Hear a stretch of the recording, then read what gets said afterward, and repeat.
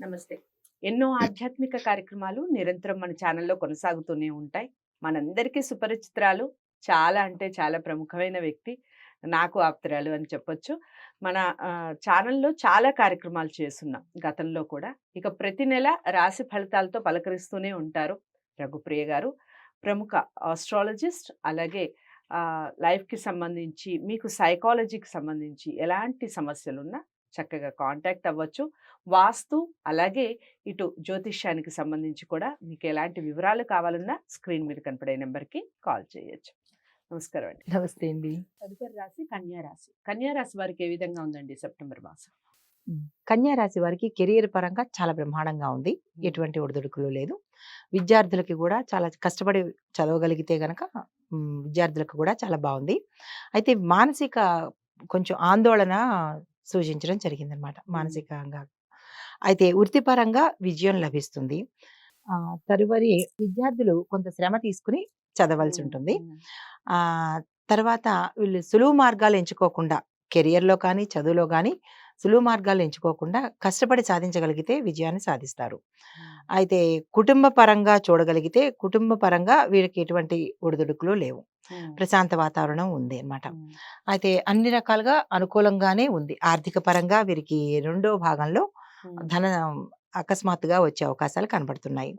ద్వితీయ స్థానాధిపతి అయిన శుక్రుడు ఈ మాసం ప్రారంభంలో మీ యొక్క రాశిలో అంటే కన్యా రాశిలోనే ఉండడం వల్ల ఏమవుతుందంటే, మీకు ఎవరైనా ప్రతి ఒక్కళ్ళు మీకు సహాయం చేయాలని అనిపిస్తది.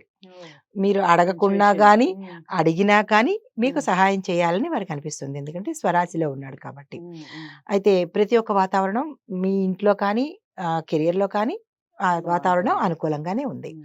అయితే బృహస్పతి మ మొదటి ఇంట్లో ఉండడం వల్ల మీరు తీసుకునే నిర్ణయాలు కొంచెం ఆలోచించి తీసుకోండి.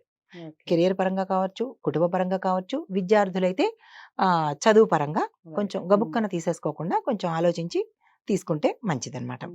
అయితే శుక్రుడు ఈ సెప్టెంబర్ 18 నుంచి తులారాశిలోకి రెండో ఇంట ప్రవేశిస్తాడు. దానివల్ల బృహస్పతి, అంగారకుడు వీరిద్దరూ ఐదో ఇంట ఉండడం వల్ల ఏమవుతుందంటే భార్యాభర్తల మధ్య కొంచెం మాట పట్టుదల పెరుగుతుందనమాట. ఈ సమయంలో మీరు ఏం చేస్తారంటే, ఒకరు ఎక్కువ ఒకరు తక్కువ అని కాకుండా ఎవరిది పై చెయ్యి కాకుండా కొంచెం తగ్గి ఉంటే బాగుంటుంది. సద్దుమణుగుతుందిగా చెప్పడం జరిగింది. ఏది దాచవద్దు అని సూచన. అంటే మన ప్రియమైన వ్యక్తి దగ్గర ఏమీ దాచకుండా చెప్పగలిగితే గనక ఆ వచ్చిన సమస్యని పరిష్కరించుకోవడానికి సాల్వ్ చేసుకోవచ్చు. అయితే మనస్పర్ధలు, నిందలు పడే అవకాశం కనబడుతోంది. అది మాత్రం కొంచెం జాగ్రత్తగా చూసుకోవాల్సిందిగా చెప్పడం జరిగింది.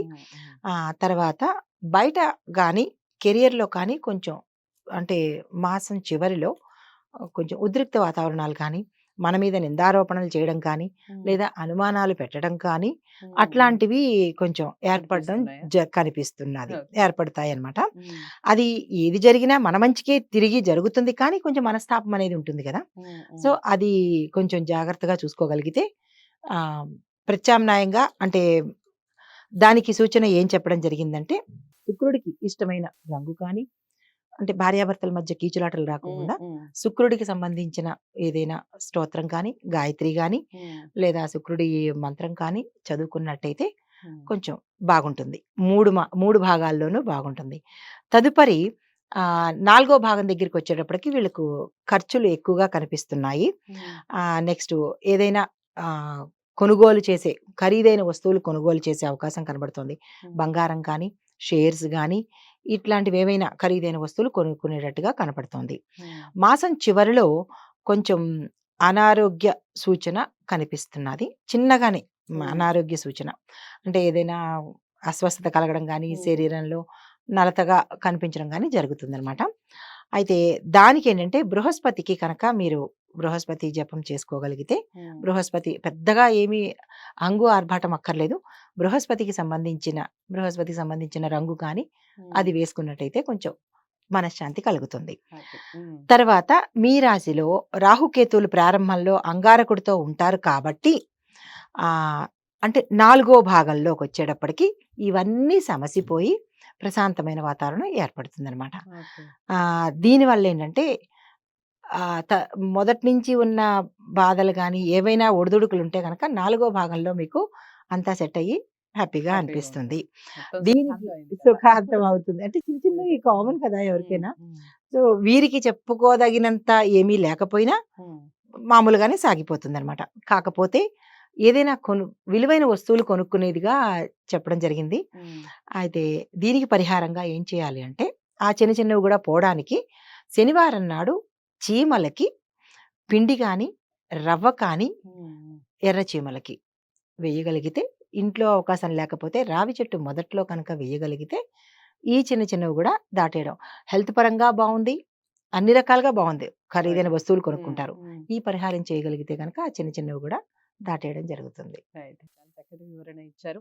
అదండి కన్యా రాశి వారికి. కన్యా రాశి వారికి మాసం అంతా హ్యాపీగా ఉంది. కాకపోతే సీక్రెట్స్ మెయింటైన్ చేయకండి భాగస్వామి దగ్గర. అది చాలా ఇంపార్టెంట్. చెప్పదగిన సూచన. అందరి దగ్గర మెయింటైన్ చేయండి.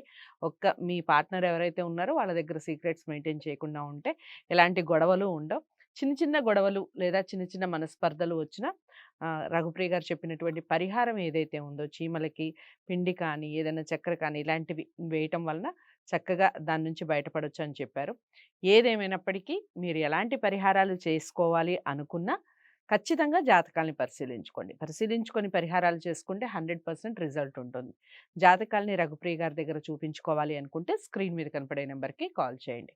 మరో రాశితో మళ్ళీ కలుస్తాను. తప్పకుండా వీడియోని లైక్ చేసి షేర్ చేయండి. ఛానల్‌ని సబ్స్క్రైబ్ చేసుకోండి. నమస్తే.